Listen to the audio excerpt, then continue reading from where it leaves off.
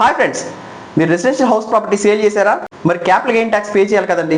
అది ఎలా సేవ్ చేయాలో చెప్తా వినండి. ఏ ఇయర్ అయితే సేల్ చేశారో ఆ ఇయర్ యొక్క ఇన్కమ్ ట్యాక్స్ రిటర్న్ ఫైల్ చేసే లోపు ఇంకో రెసిడెన్షియల్ హౌస్ ప్రాపర్టీ పర్చేస్ చేయాలండి. చేస్తే క్యాపిటల్ గెయిన్ ట్యాక్స్ పే చేయాల్సిన అవసరం లేదు.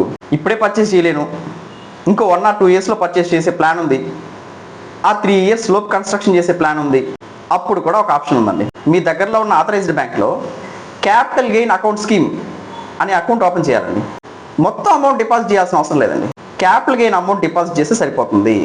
క్యాపిటల్ గెయిన్ అమౌంట్ అంటే ఏంటంటే, for example 1 crore property sale చేశారు, దాంట్లో స్టాంప్ డ్యూటీ 2 lakhs పే చేశారనుకోండి, లెస్ చేసేయండి.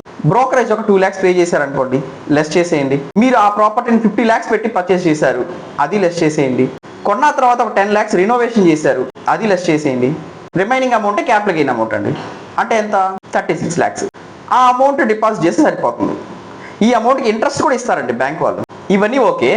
అసలు మేము సేల్ చేసింది మళ్ళీ పర్చేస్ చేయడానికో లేకపోతే కన్స్ట్రక్షన్ చేయడానికో కాదండి అంటారా? మరి చేసేది ఏం లేదండి, క్యాపిటల్ గెయిన్ ట్యాక్స్ పే చేయాల్సిందే. ఉంటాను, బాయ్. మీ ఫ్రెండ్స్ అండ్ ఫ్యామిలీ మెంబర్స్లో ఎవరన్నా రెసిడెన్షియల్ హౌస్ ప్రాపర్టీ సేల్ చేసినా పర్చేస్ చేసినా ఈ రీల్ని షేర్ చేయండి.